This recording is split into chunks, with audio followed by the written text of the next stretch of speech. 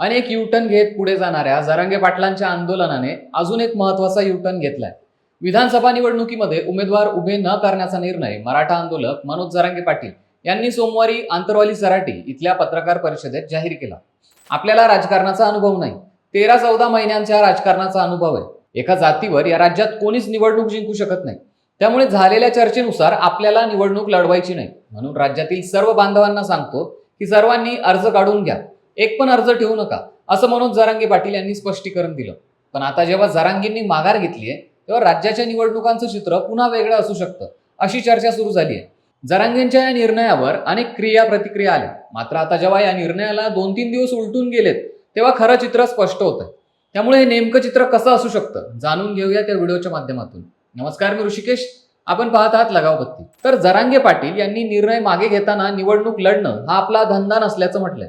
मात्र याच वेळी एक गोष्ट लक्षात घेण्यासारखी आहे, ती म्हणजे त्यांनी यासाठी पूर्ण तयारी केली होती. अगदी जातीशी गणित देखील मांडली होती. एकट्या मराठा मतांच्या जोरावर उमेदवार विजयी होऊ शकणार नाही याची कल्पना आल्यानं जरांगे यांनी मुस्लिम धर्मगुरू सज्जाद नुमानी, राजरत्न आंबेडकर यांच्याशी चर्चा केली. मराठा, मुस्लिम आणि दलितांची मोड बांधून विधानसभेच्या रिंगणात उतरण्याची तयारी सुरू झाली. तिन्ही समाजाचे मिळून 25 उमेदवार दिले जातील. त्यात मराठा समाजाचे 10 ते 15 उमेदवार असतील, अशी चर्चा होती. मात्र इतर मित्र संघटनांनी पुरेसा प्रतिसाद दिला नाही, असा जरांगेंचा दावा आहे.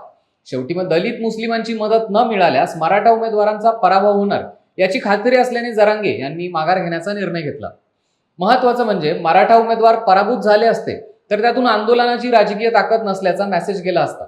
सांगायचं झाल्यास महाराष्ट्रात निवडणुकीत लढल्याने चळवळ संपल्याची उदाहरणं आहेत. 80-90च्या दशकात शेतकरी संघटनेचे लोकप्रिय नेते शरद जोशी एकेकाळी निवडणुकीत उतरलो तर जोड्यानं मारा म्हणाले होते. मात्र 1990च्या निवडणुकीत संघटनेचे अनेक लोक जनता दलाच्या तिकिटावर विजयी होऊन विधानसभेत पोहोचले. पुढच्या निवडणुकीत स्वतः शरद जोशींनाच निवडणुकीचं आकर्षण वाटलं. ते राजकीय पक्षांशी 2 हात करण्यासाठी रणांगणात उतरले.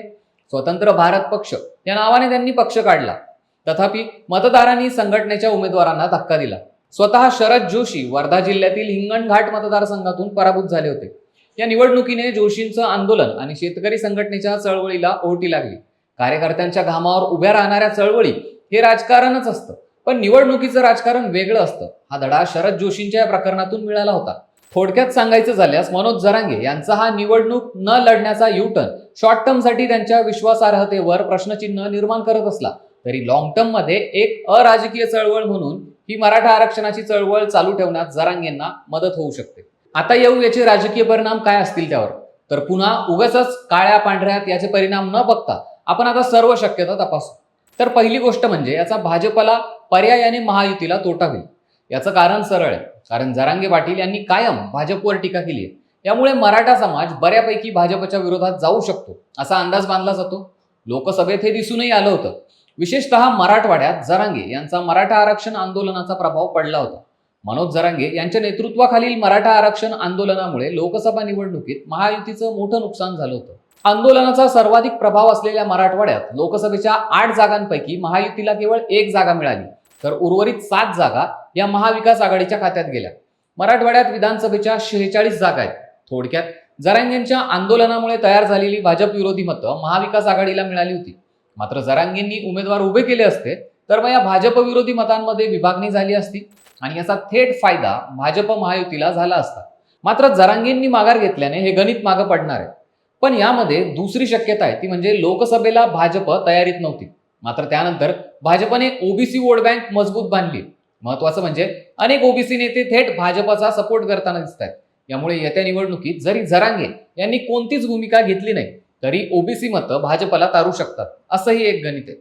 यामुळे आता यातील नेमकं कोणतं गणित चालतं इथून पुढे आता 2 आठवडे चालणाऱ्या प्रचारात आणि त्यानंतरच्या निकालात स्पष्ट होईल. इंटरेस्टिंगली यामध्ये जरांगे पाटील यांच्या निर्णयाने एकनाथ शिंदे यांच्या कामगिरीवर कसा फरक पडणार हे पाहणंही महत्वाचं असणार आहे. लोकसभा निवडणुकीत एकनाथ शिंदेच्या उमेदवारांची चांगली कामगिरी होती आणि जरांगेंशी असलेला संबंध एकनाथ शिंदेंना कामी आला असंही बोललं गेलं.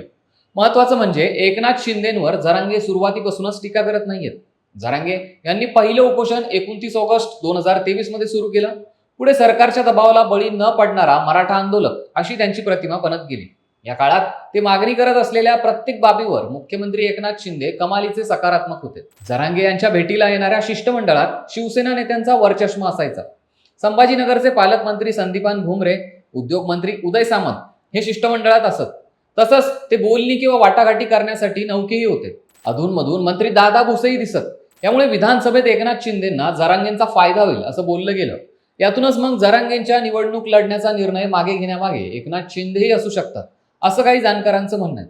कारण जरांगेंच्या रिंगणात राहिल्यानं भाजपला फायदा झाला असता. अशा वेळी एकनाथ शिंदे यांना मराठा मुख्यमंत्री म्हणून असलेलं ॲडव्हान्टेज कमी झालं असतं.